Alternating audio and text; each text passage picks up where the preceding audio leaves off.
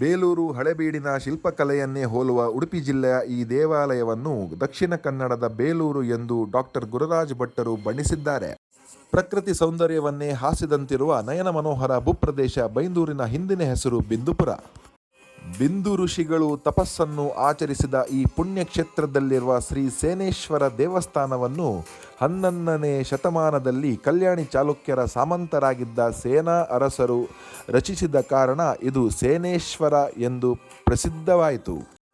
ರಾತ್ರಿ ಬೆಳಗಾಗುವುದರೊಳಗೆ ತನ್ನ ಕಪಿಸೇನೆಯಿಂದ ಶ್ರೀರಾಮಚಂದ್ರ ರಾಮೇಶ್ವರಕ್ಕೆ ಸೀತಾನ್ವೇಷಣೆಗೆ ತೆರಳುವ ಸಂದರ್ಭದಲ್ಲಿ ಈ ದೇವಸ್ಥಾನ ನಿರ್ಮಿಸಿದ ಎಂಬುದು ಪುರಾಣ ಕಥೆ.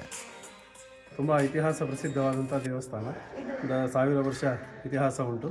ಇಲ್ಲಿ ಬೆಳಿಗ್ಗೆ 5 ಗಂಟೆಗೆ ದೇವಸ್ಥಾನ ಓಪನ್ ಆಗ್ತದೆ. ಮತ್ತು ಮಹಾಪೂಜೆ ಮಧ್ಯಾಹ್ನ 12ವರೆಗೆ, ಮತ್ತು ಸಾಯಂಕಾಲ 4ವರೆಗೆ ಓಪನ್ ಆಗ್ತದೆ.